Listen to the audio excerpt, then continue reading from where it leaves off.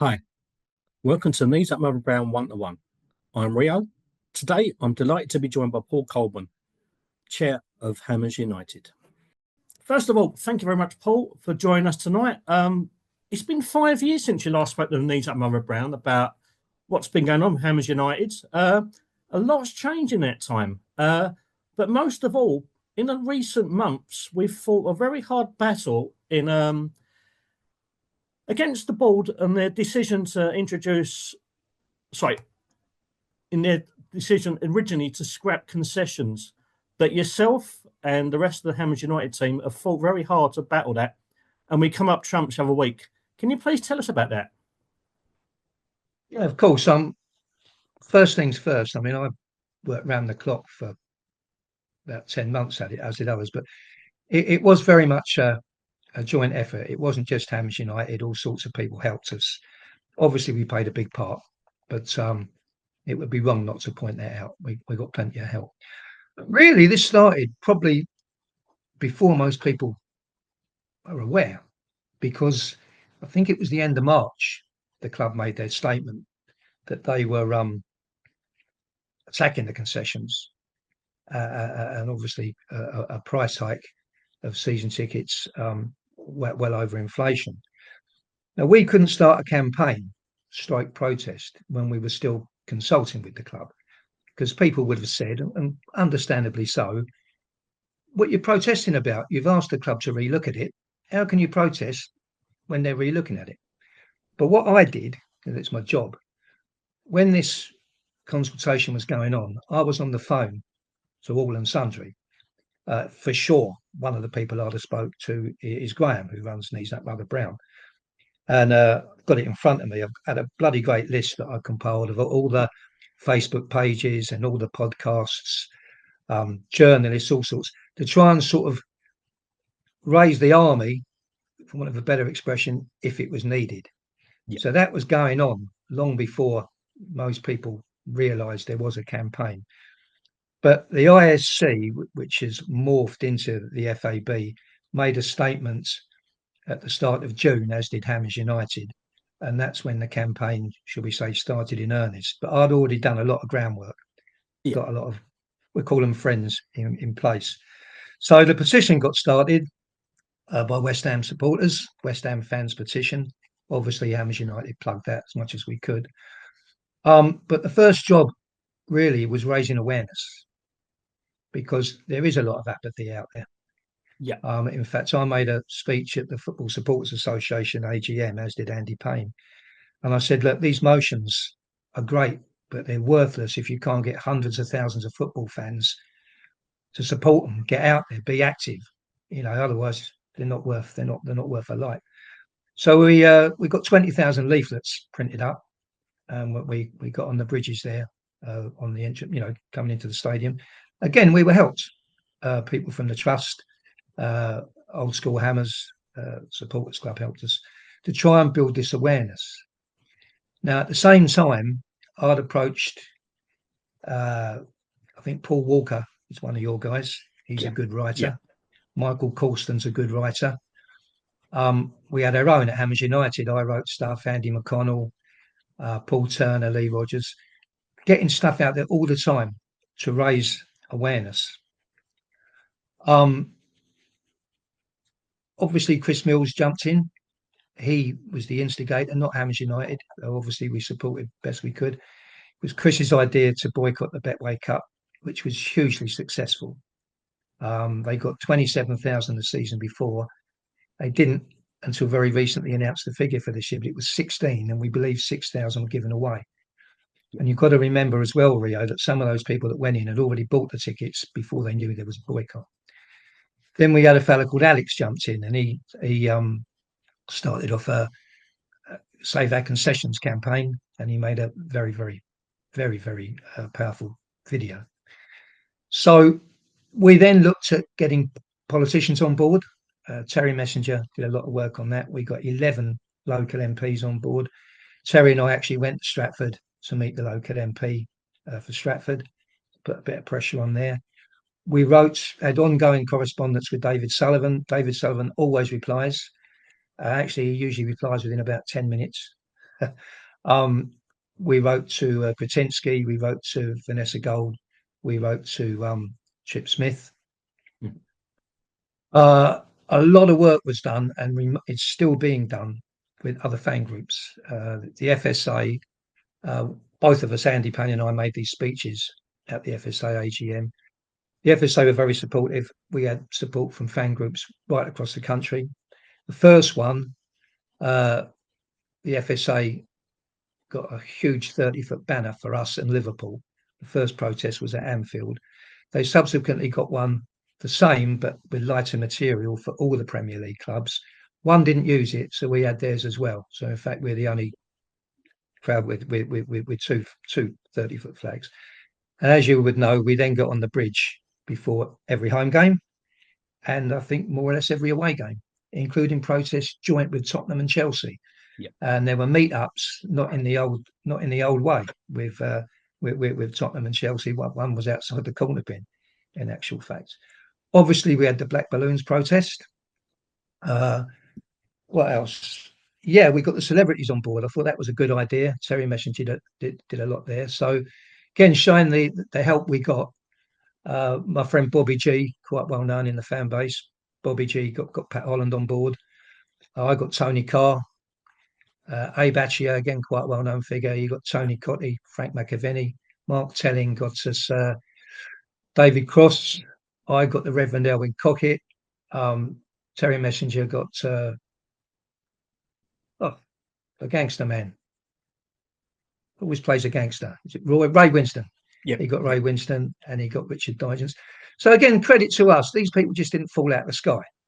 You know, that they had to be approached. So that was all going on. Towards the end, of course, Johnny Kay came along the scene. We'd done some work for West Ham, and Johnny made some good videos. And I got a bit of nice criticism in a good spirit. When we put our final statement out, actually, I didn't thank the podcast guys. Just an oversight. But obviously, you guys on Knees Up Mother Brown are always supportive. I did a podcast. I did God knows how many. I did and apologies if I miss anyone out here. Try not to. I did one with the West Ham Network. I did the Stelios one. I did more than a podcast. I did the West Ham Way. Yeah. Hammers Chat and West Ham Fan TV were very supportive, as was Nick Killington. And only recently, as the campaign was finishing, we got a lot of support from one of the new podcasts, the Bobby Moore Stand. I've been talking to Robert Banks. I've been talking to Jake on the younger fellow on the new. So that was all, gathering support all the time. And I think that none of these things singly, made West Ham change their mind. But I think it was a bit of everything. And the petition, that petition, the Tottenham petition, got 2,700 signatures. Ours got 20,700. And you've got to remember, Rio, that some of those people are signing on behalf of kids. Yeah. But that 20,700 probably represented, no, not 20,000, 22,700. Probably actually represented 26,000 people. And it was bloody hard to navigate. We lost thousands of people that thought they signed. And I'd say to people, if you sign the petition, they think, silly old sod, here he goes. Of course I've signed it. But when you spoke to mates and you say, look, humour me, you're a mate, I've known you 50 years, go into it. And I said, you won't get let in if you've signed. And they were all getting let in. So it was a lot more. Right at the end, we had 2 more cards to play. One of them I'm going to keep that close to my chest in case we have, a future campaign. But Andy McConnell and I, we did meet the police, a fellow called Jatin. That's not Andy Sheldon. That is a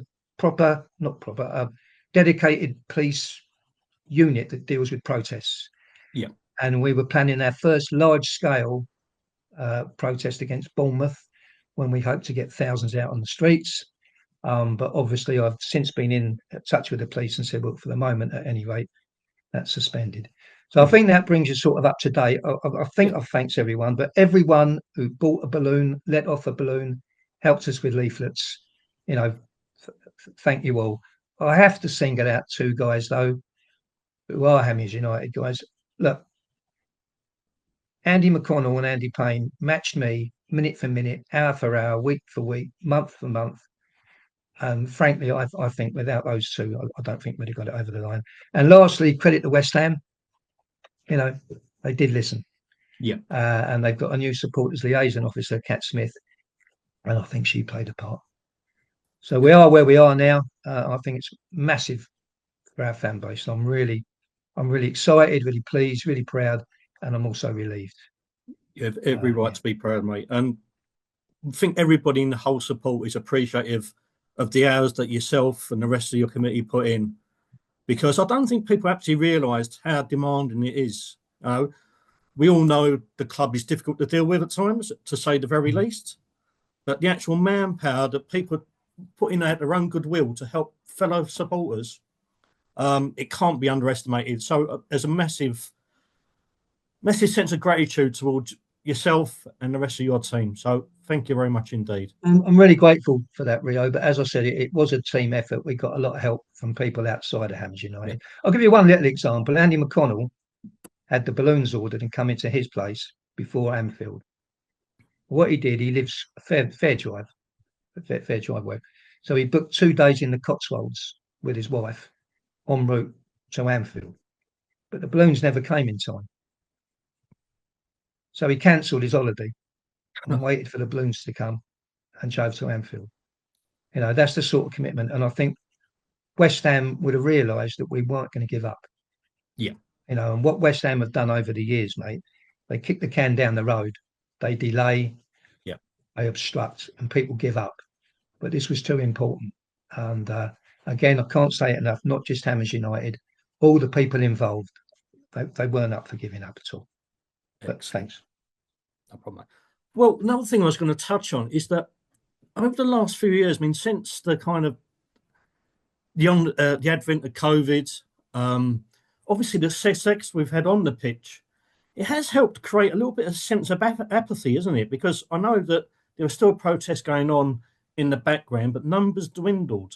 And for me, that's a little bit worrying and shocking that there aren't enough people coming through that are motivated like yourselves to kind of get stuck into the real problems that really are striking the heart of the support of the club at times.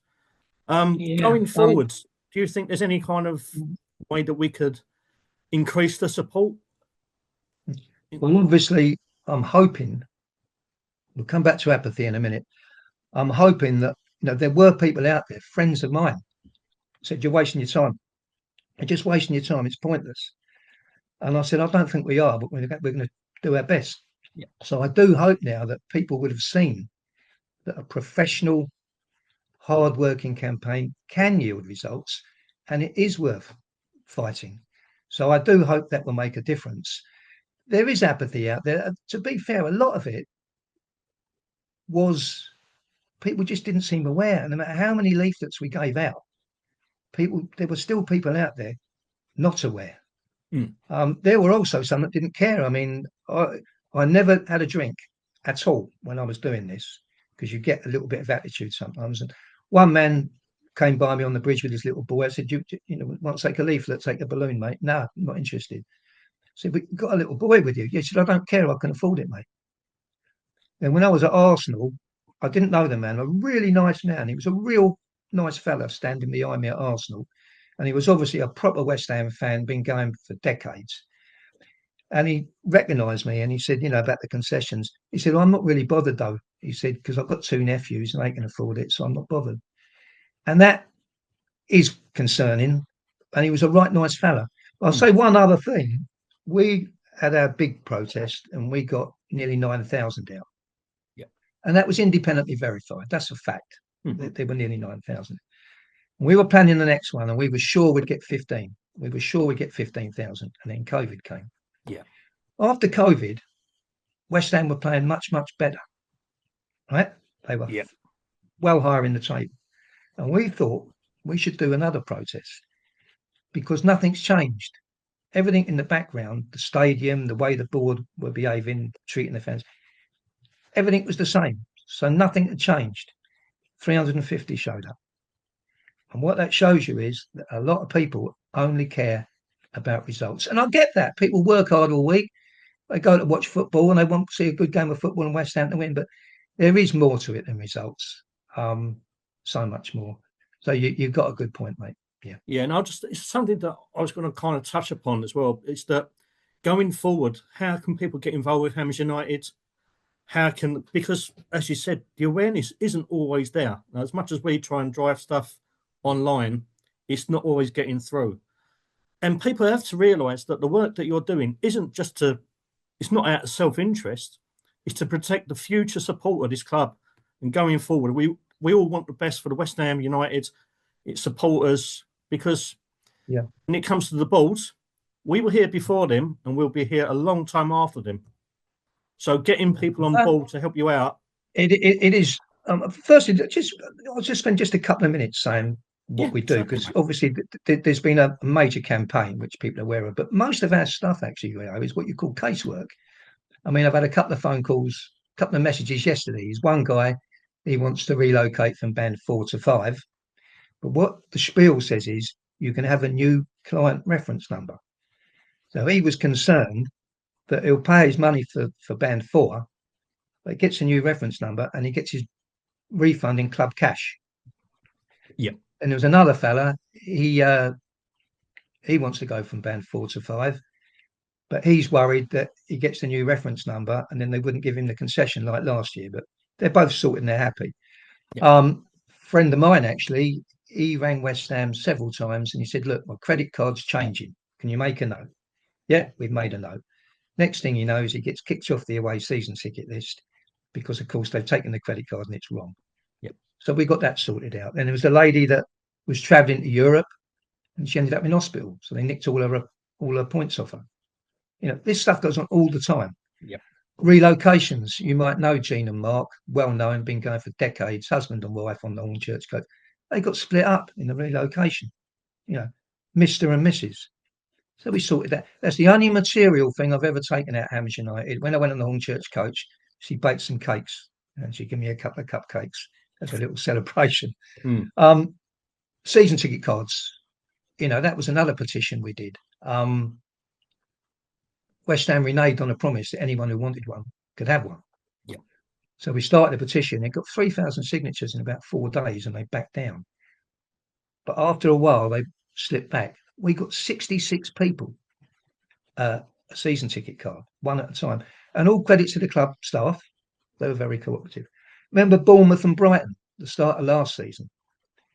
Well, West Ham and Palace last year, West Ham and Villa, the only 2 clubs that you've got to get to 66 to get your concession. Everyone else it's 65. So when we played Bournemouth and Brighton, our fans are 65. West Ham was charging them top dollar. And they contacted, we said, no, it's because Villa and Brighton, it was 66. You understand what I'm saying? Yeah. And we got them a refund. People who get in the ground late because the tickets don't work, we got them a refund. So there's all this sort of stuff. People getting banned. That just goes on and on forever. And what is very sad is that often, Rio, it transpires that people are banned on the evidence of stewards and they're arrested and they're charged. And then when police see the video evidence, they don't charge the people. They're dropped. They say there's nothing, not done anything wrong, but they're still bloody banned. Yeah. And that takes a while. So all this sort of stuff. But how can you get involved? I mean, frankly, it couldn't be easier. You just Google Hammers United. And there's a section there to join. It don't cost any money. You get about 1 email every 10 days. And if you don't like it, unsubscribe. Obviously, in an intense campaign like, what's been going on, the emails were a bit more. Then what I hope is, because having 20,000 members is one thing. You need activists. You need people who are going to get involved. So what you hope is that after every few dozen or every 50 or every 100 new members you get, you hope that there'll be one person there that gets it. And as a result of this campaign, Terry Messenger's come to the fore, Mike Adey. So we're stronger than we've ever been. Excellent. And has to say, what I didn't thank there was the ISC, now the FAB. Whilst the Old School Hammers, the Supporters Club, and the Trust were sort of very active with us, all those other guys that haven't maybe in the past they had resolve. That they resolved to fight this. They stayed united. Everyone was united, and they acted professionally. No leaks. Professional campaign, and long may it continue. Absolutely, mate. Absolutely. Right. So I think we've done most of the serious stuff that I wanted to talk about. I really want just to catch up and see that, the work over the last few months with the concessions has been such a victory for us. And just reiterate what you said, that, the big battles are the big battles. We've had a really good result through yourselves.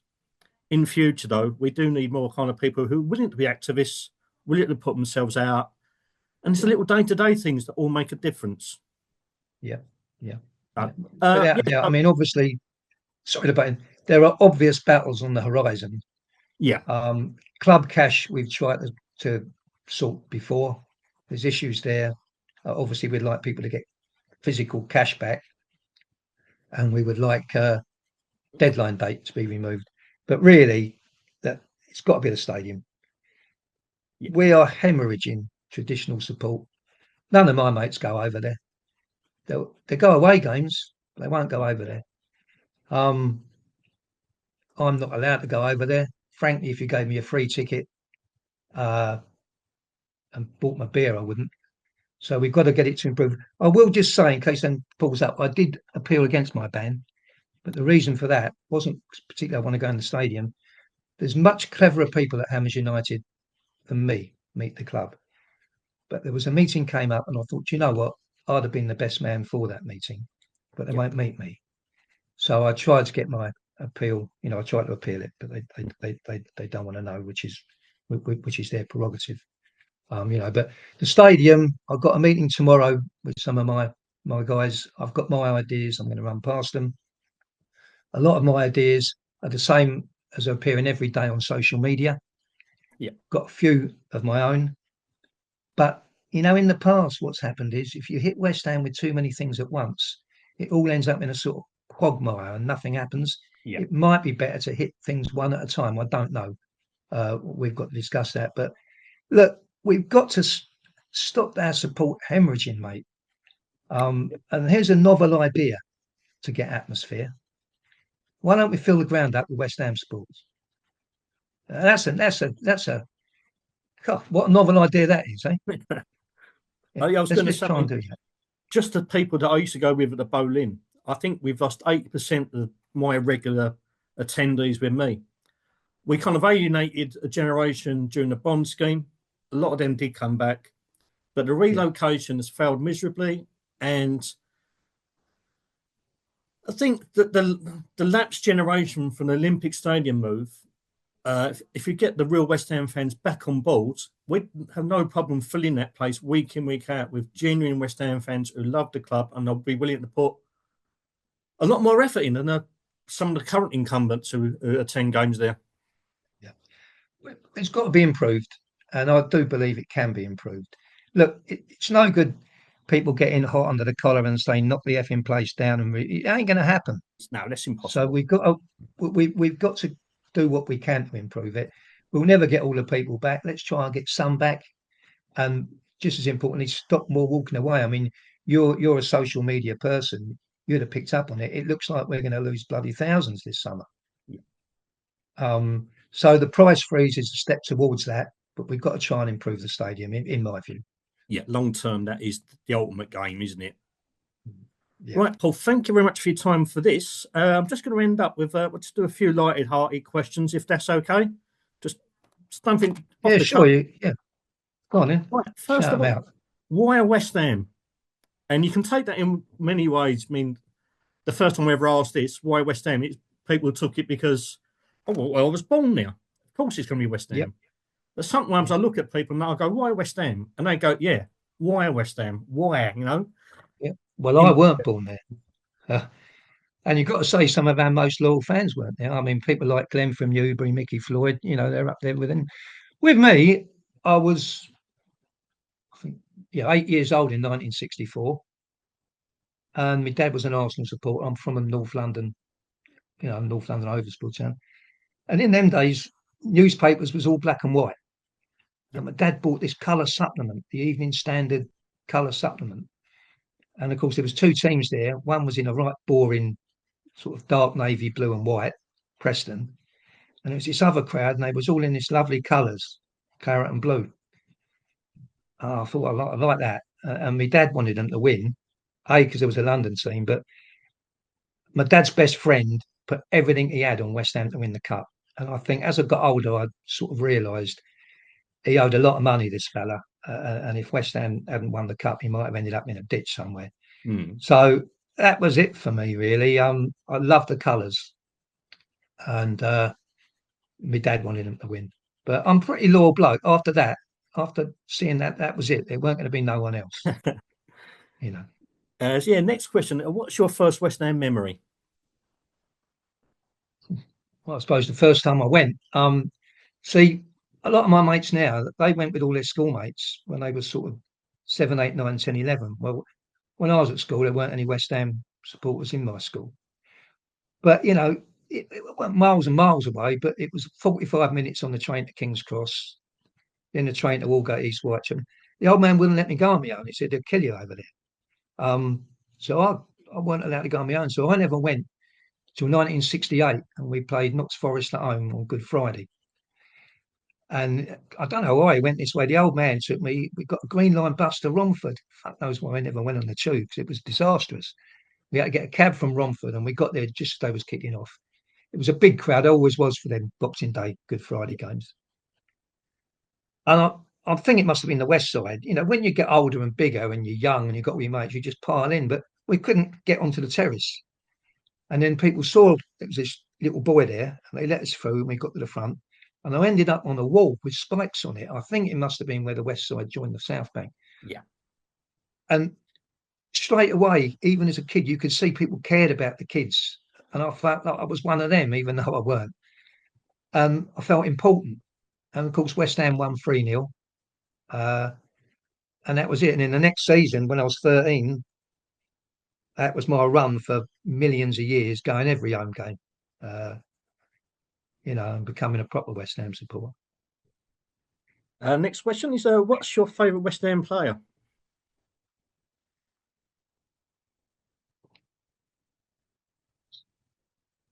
Will be more. Next is, what's your best West Ham moment? Oh, there's a few. I'll keep harping on about it, but you've got to remember I'm from a North London background. So, firstly, we played Arsenal in the quarter final. We all knew he was going to win. We just knew he was going to win the cup that year. As you know, we probably took 30,000 fans over Arsenal. And I was walking up there with about 10 mates towards the Gunners' Arms at 10:30. There was about 20 Arsenal fans. They just walked away. And we was in that pub at 10:30 in the morning. All the pubs were West Ham. There must have been 15,000 in the North Bank. It's a great regret of mine, Rio. When you see the goals that Taylor scores, you don't see the back of the North Bank with all the West Ham in it. You Yeah. just see the front, but you see the most almighty surge. You know, so that was, but obviously the cup final against Arsenal.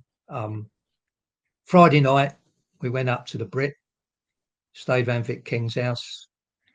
Saturday, down the early house at 6 in the morning. All the banners stacked up like the rifles in the, you know, the triangles like in the war films. When we was at Wembley, all the Arsenal fans were still in bed. You know, won the cup, down the bowling all night. Was going to sleep in the street, but Kenny Edwards put us up. He lived down Neville Road, Forest Gate. Then straight in the doorway of the Duke of Edinburgh the next morning. Fantastic, you know.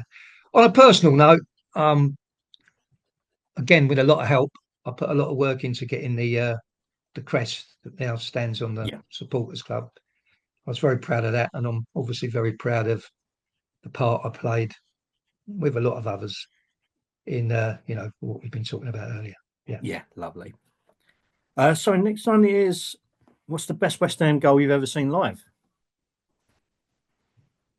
You know, you'd think that'd be an odd question, but it's not for me. It's two stand in my memory. We had Hereford at home in the cup. We were 1 down, and they had an open goal, and they hit the post to make it 2-0. And it was 2 minutes left, I think you'll find. And Patsy Holland got it just inside their half, and he just went straight from on the right wing. He just went straight for the goal. He beat about 6 players, and it trickled in. And I was 16 years old. And then the other one, I think, another individual, Alan Devonshire at Wrexham, and he gets the ball on our penalty area line, and he runs the whole length of the pitch, beats about 5 players, and scores. So they're my 2 favourite goals. Yeah. Excellent. Again. And what's the biggest disappointment you've ever had following us? Without a doubt, I know Liverpool was desperately disappointing. The Stoke semi-final. I mean, we went up to Stoke and we won. So all we had to do was get a home draw, and we was at Wembley. I was on the front step of the North Bank when Hurst missed Banks saved the penalty. In fact, I don't even think it was on the front step. Like there was a walkway that went between the goal and the front step. I think I was I could touch the net. I know that. I could touch the goal net. I just knew we weren't going to score. So then we have a replay. Now, younger people wouldn't realise that transport was much more difficult in them days. It was much slower. So we're playing Stoke at bloody Hillsborough, for Christ's sake, on a night match. It was a home game for Stoke. It was a home game. And I went up there, 0-0 draw, nothing much happened. Another replay. Old Trafford. It's even worse. It's even further for us, and even it's a home game. It was ridiculous. Talk about the odds stacked against you. And then you didn't have a goalkeeping sub in them days. And the goalie gets kicked in the head, Ferguson, he goes off. Clyde Best's supposed to go in goal, but he bottled it. So Bobby Moore goes in goal. Christ almighty, they get a penalty and he saves it. He goes straight out to Stoke and they score. And on that train home, and it was pouring rain. There was no roof. They had the Stretford end. Was in this open end, absolutely drenched. Football special, freezing cold, soaking wet. Got home about 3 a.m. Yeah, I don't think I'm just about recovered. I think horrible. Yeah. One final question, Paul. What makes you proud to be a West Ham fan? The supporters. Got fantastic supporters. I just don't know what to say really. There's not much more else to say. In the days of trouble, other London teams didn't used to bring any support to West Ham, none at all. I'd always bring one Tottenham fan when we played them and one Arsenal fan when we played them. And they said it's nothing like this at Tottenham and Arsenal. The intensity, the loyalty, the fanaticism. We had the best supporters, without a doubt.